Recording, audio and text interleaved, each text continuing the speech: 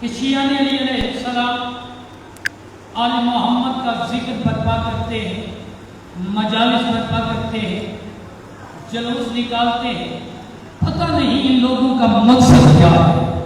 لوگ کیا سچا جی بات کرتے ہیں کہ پتہ نہیں کہ یہ لوگ چاہتے کیا ہے، ان کے یہ مجالس برپا کرنے کا، ان کے جلوس نکالنے کا، کہ کبھی اس گلی کبھی اس گلی، کبھی اس بازار کبھی اس بازار، پتہ نہیں ان کا مقصد کیا ہے۔ بندے خدا جہاں جہاں تک میری آواز پہنچ رہی ہے یا جہاں تک لائیو کے ذریعے سے میرا پیغام پہنچ رہا ہے، میں بتانا صرف یہی چاہتا ہوں کہ ہماری مجالس کا، ہمارے جلوسوں کا، ہماری ماتمداری کا مقصد کیا ہے۔ قدم ہم مجلس مظلوم کربلا پر پا کر کے کسی کو اذیت نہیں پہنچانا چاہتے، جلوس باہر نکال کے ہم کسی کو اذیت نہیں پہنچانا چاہتے، کسی کی دل آزاری نہیں کرنا چاہتے۔ ہم مجالس برپا کرتے ہیں، ہم جلوس نکالتے ہیں، کبھی اس گلی جاتے ہیں، کبھی اس گلی جاتے ہیں، کبھی اس بازار جاتے ہیں، کبھی اس بازار جاتے ہیں۔ یہ جلوس ہم اپنے گھروں سے باہر نکال کے صرف دنیا والوں کو یہ بتاتے ہیں کہ دنیا والوں ہم مجالس برپا کر کے جلوس نکال کے تمہیں یہ بتانا چاہتے ہیں کہ علی کا نام حسین کل بھی زندہ باد تھا اور آج بھی زندہ باد ہے۔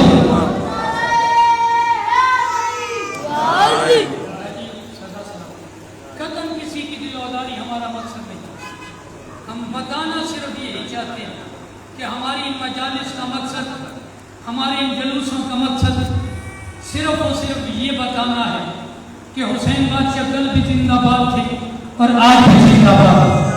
علی کا نام حسین کل بھی حق پہ تھا اور آج بھی حق پہ ہے۔ ایک وجہ یہ، دوسری وجہ کہ جو ہم یہ مجالس برپا کرتے ہیں، مظلوم کربلا کا ماتم کرتے ہیں۔ آپ پڑھے لکھے احباب تشریف فرما، تاریخ میں ہے کہ جب جناب ابراہیم نبی نمرود نے آگ میں پھینکایا،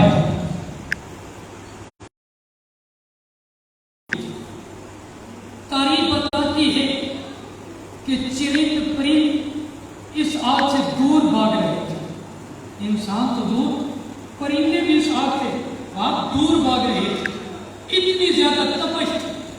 لیکن وہیں پہ تاریخ میں ایک سنہری لفظ لکھا، تاریخ کہتی ہے کہ جہاں پہ تمام پرندے بھاگ رہے تھے، وہاں پہ ایک پرندہ آگ کی طرف جا رہا تھا۔ اس کا نام تاریخ میں لکھا ہے ہدہد۔ وہ ہدہد اپنے منہ میں قطرہ پانی کا لے اس آگ کی طرف جا رہا تھا۔ باقی پرندے بھاگ رہے تھے آگ سے، یہ پرندہ آگ کی طرف جا رہا تھا۔ رستے میں کسی پرندے نے اس سے پوچھ لیا، ہماروں کے خدا کہاں جا رہا؟ ہدہد نے اپنی زبان میں کہا، ہماروں کے خدا تجھے نہیں پتا کہ اللہ کا نبی اللہ کی حجت آگ میں ہے، اللہ کا نبی اللہ کی حجت آگ میں ہے، آگ کو بجھانے کے لیے جا رہا۔ جیسے ہی ہدہد نے کہا کہ میں آگ کو بجھانے کے لیے جا رہا، ویسے ہی دوسرے پرندے نے کہا، او معلوم کے خدا تو دیکھ رہا ہے نا وہ آگ جسے تو بجھانے کے لیے جا رہا، وہ میلوں تک لگی ہوئی اور تیرے پاس ہے ایک قطرہ پانی، کیا ایک قطرے پانی سے یہ آگ بجھ جائے گی؟ ہدہد نے اپنی زبان میں بول کے کہا، تو جو مجھے بتا رہا ہے کہ میلوں میں آگ لگی ہوئی ہے، ایک قطرہ پانی کا ہے، اس سے بجھ جائے گی؟ ہدہد نے کہا، میں بھی جانتا ہوں کہ اتنی جو میلوں میں آگ لگی ہوئی ہے، یہ ایک قطرہ پانی سے بجھے گی نہیں۔ کہا بجھے گی نہیں تو پھر اس آگ کی طرف جا کر رہا ہے۔ اس نے کہا جا اس لیے لگا ہوں کہ جب معاشرے کا میدان لگے اور میں بھی معاشرے کے میدان میں جاؤں تو میں اللہ سے کہہ سکوں کہ میرا اللہ، میں ابراہیم کو ماننے والا تھا، نمرود کو ماننے والا نہیں تھا۔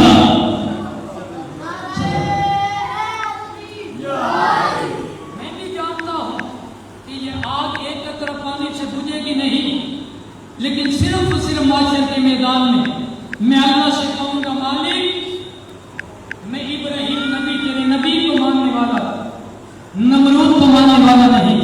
اب بھی آپ کے ذہنوں میں یہ بات نہیں آئی کہ جو بندے ہم پہ اعتراض کرتے ہو، جو بندے ہم پہ بات کرتے ہو کہ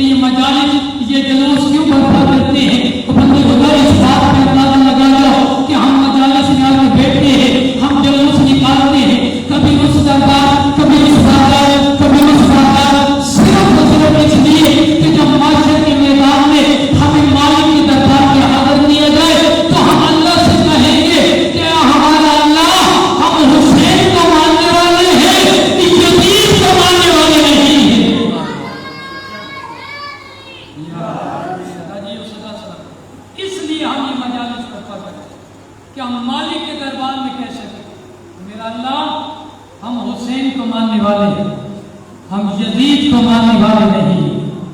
بندہ یہ مجالس میں آؤ تو صحیح، تمہیں پتہ چلے کہ یہ مجالس کتنا بڑا درس ہے آل محبت، تمہیں پتہ چلے۔ حالانکہ آپ جب چلتے ہو گھروں سے تو آپ کیا کہہ کے چلتے ہو؟ کہتے ہیں کہ ہم مجلس سے حسین میں جا رہے ہیں، حالانکہ آپ یہاں پہ آتے ہو، یہاں پہ آ کے جناب آدم کا ذکر بھی ہوتا ہے، یہاں پہ آ کے نور کا ذکر بھی ہوتا ہے، یہاں پہ آ کے یوسف نبی کا ذکر، یعنی 1,24,000 انبیاء کا ذکر یہاں پہ ہوتا ہے۔ حالانکہ ہم یہ کہہ کے چلتے ہیں کہ ہم مجلس سے حسین میں جا رہے ہیں، یہاں پہ اللہ کا ذکر سب سے پہلے ہوتا ہے، پھر کیوں ہم کہہ کے چلتے ہیں کہ ہم مجلس سے حسین میں جا رہے ہیں؟ صرف وجہ یہ ہے کہ ہم دنیا والوں کو بتا رہے ہیں کہ دنیا والوں جیسے 1 ہجری کربلا کے میدان میں 10 محرم علی کے لال حسین نے 1,24,000 انبیاء کی محنت کو بچایا ہے، اسی طریقے سے 1 ہجری 10 محرم کے بعد قیامت تک یہی حسین انبیاء کے ذکر کو بچایا ہے۔ یہ حسین تمام انبیاء اللہ کے ذکر کو بچایا ہے۔ یہ ہم بتانا چاہتے ہیں خدا ہمیں اس کائنات میں ہر چیز پیاری ہے تو اپنے نبی کی وجہ سے پیاری ہے۔ مثلا یہ ملک پاکستان ہمیں پیارا ہے اپنے نبی کی وجہ سے پیارا ہے کہ اس ملک کو ہمارے نبی سے نسبت ہے۔ اگر ہم صحابہ کرام سے محبت رکھتے ہیں تو اپنے نبی کی وجہ سے کہ ہمارے نبی کے اصحاب ہیں۔ اگر ہمیں قرآن سے محبت ہے، قرآن کی تلاوت کرتے ہیں تو اپنے نبی کی وجہ سے کہ یہ قرآن ہمارے نبی پہ نازل ہوا۔ اگر ہم نبی کی آل سے محبت رکھتے ہیں تو وہ بھی نبی کی وجہ سے کہ یہ ہمارے نبی کی آل ہے۔ بلکہ یہاں تک کہنا کہوں کہ اگر ہمیں اللہ سے محبت ہے، اگر ہم اللہ کو وحدہ لا شریک جانتے ہیں تو وہ بھی صرف اور صرف نبی کی وجہ سے جانتے ہیں۔ اگر ہمیں نبی نہ بتاتے کہ وہ کون ہے تو ہمیں کیا پتہ چلتا؟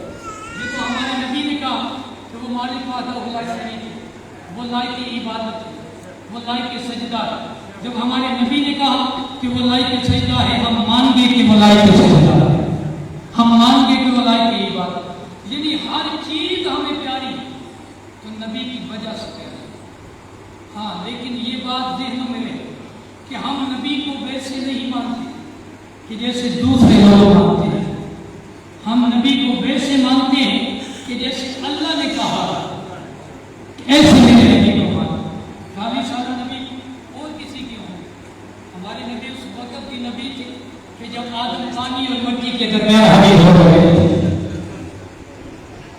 آدم پانی اور مٹی کے نبی پاک کو خود فرما دے کہ تم تو نبی ہے وہ آدم بین الماء والطین۔ چلو ایک جملہ بہت پیارا ذہن میں آ گیا کہ جیسے ہی نبی نے کہا کہ کون تو نبی ہے وہ آدم بین الماء والطین، کہ میں اس وقت بھی نبی تھا کہ جب آدم پانی اور مٹی کے درمیان حمیر ہو رہے تھے۔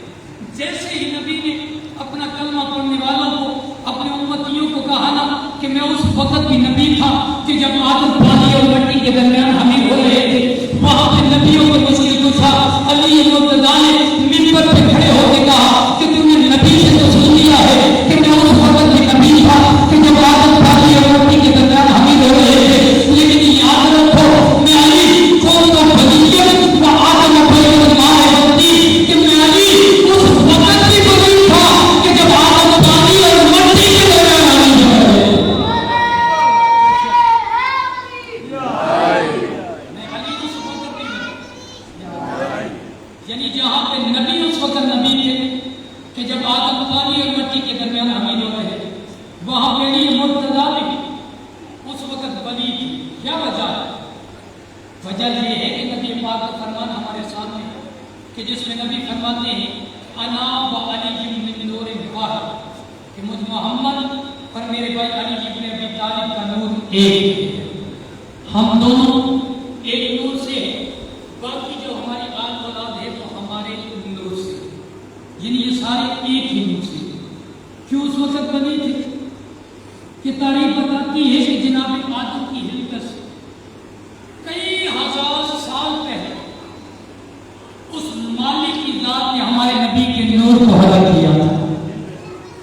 جناب آدم کی ہلکت سے کئی ہزار سال پہلے اس مالک کی ذات نے ہمارے نبی کے نور کو حلق کیا.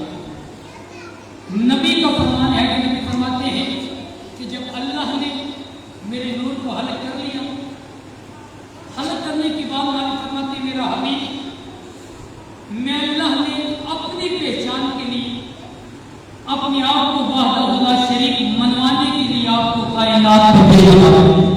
بات کی سمجھ آ رہی ہے؟ میں نے اپنے آپ کو وحدہ لا شریک منوانے کے لیے، اپنے آپ کو لائق عبادت منوانے کے لیے، اپنے آپ کو لائق سجدہ منوانے کے لیے آپ محمد کو کائنات میں بھیج رہا ہے. لیکن میرا حبیب، میں نے آپ کے نور کو تو حلق کر لیا، لیکن میں اللہ یہ دیکھ رہا کہ میں اللہ نے آپ کے نور کو اتنا بے مثال حل کیا ہے کہ میں اللہ نے اپنی تمام صفات آپ محمد میں رکھ دی ہے. لطف ہوا کہ مالک فرما رہے ہیں کہ میں اللہ نے اپنی تمام صفات آپ محمد میں رکھ دی. میرا حبیب صفات کون کون سی؟ میں اللہ لا ریب ہوں، میں نے آپ کو بھی لا ریب بنایا. میں اللہ لا زما ہوں، میں نے آپ کو بھی لا زما بنایا. میں اللہ لا مقام ہوں، میں نے آپ کو بھی لا مقام بنایا. میں نے اپنی تمام صفات آپ محمد میں رکھ دی. میرا حبیب، میں اللہ نے اگر اسی طریقے سے حدیث قدسی کے جملے، میں اللہ نے اگر اسی طریقے سے آپ کو کائنات میں بھیج دیا تو لوگ آپ کو دیکھتے رہیں گے، مجھے نہیں پہچانے. آپ کو دیکھتے رہیں گے، مجھے نہیں پہچانے. آپ کو ہلا زما مانیں گے، آپ کو ہلا مقام مانیں گے، آپ کو ہی سب کچھ مانیں گے، آپ کو ہدایت کی عبادت مانیں گے، آپ کو ہدایت کی سجدہ مانیں گے. کیونکہ میں اللہ نے اپنی تمام صفات آپ نے رکھ دی ہے، اس لیے اس مالک کی ذات نے اپنی بہادری نبی کے فرمان کو ذہن میں رکھنا کہ مجھ محمد کا اور میرے بھائی علی کی ابن ابی طالب کا نور ایک ہے. پھر اس جملے کی سمجھ آئے گی.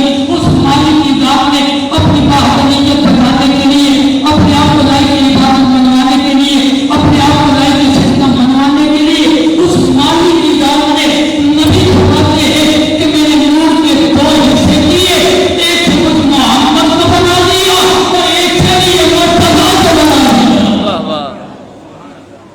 ایک سے مجھ محمد کو بنا دیا اور ایک سے علی مرتضیٰ کو بنا دیا. تو پھر یاد رکھو اللہ کی اس کائنات میں ہمارے نبی ہماری ہدایت کے لیے، لیکن وہاں پہ نبی فرماتے ہیں کہ اس مالک کی ذات نے پھر نور کو جو پسینہ آیا اس پسینے کو ضائع نہیں کیا. وہ کیسے کہ جی مالک نے ہمارے نبی کو جب حل کیا، پسینہ نور کو آیا، تاریخ کی بات، اس پسینے کو ضائع نہیں کیا. تاریخ بتاتی ہے کہ ماتھے کا پسینہ لیا، آسمانوں کو بنا دیا، سینے کا پسینہ لیا، انبیاء کو بنا دیا، پاؤں کا پسینہ لیا، زمین کو بنا دیا. یعنی یہ ساری کائنات ہمارے نبی کا صدقہ بن گیا. ساری کائنات ہمارے نبی کا صدقہ. جب انبیاء کو اس مالک کی ذات ہے حلق کر لیا، انبیاء کے نور حلق کر لیا، تو مالک نے قرآن کی آیت کا ترجمہ کہ بھائی ذاہد اللہ میں ساتھ نبی کہ تمام انبیاء کو مالک کی ذات نے جمع کیا. جب جمع کر لیا نا انبیاء کی ارواح جمع کرنے کے بعد مالک فرماتے ہیں میرے نبیوں، یہ میرے نبی آخری کا نور ہے اور یہ وہ ہے کہ جس کے صدقے میں اللہ تمہیں نبوت عطا کر رہا ہوں. اس کے صدقے میں تمہیں نبوت عطا کر رہا ہوں. اب میرے ساتھ ایک وعدہ کرو، جو قرآن سے واقفیت رکھتے ہو وہ اس وعدے کو ہماری ذہنوں میں لاؤ کہ مالک فرماتے ہیں میرے ساتھ وعدہ کرو. تمام انبیاء نے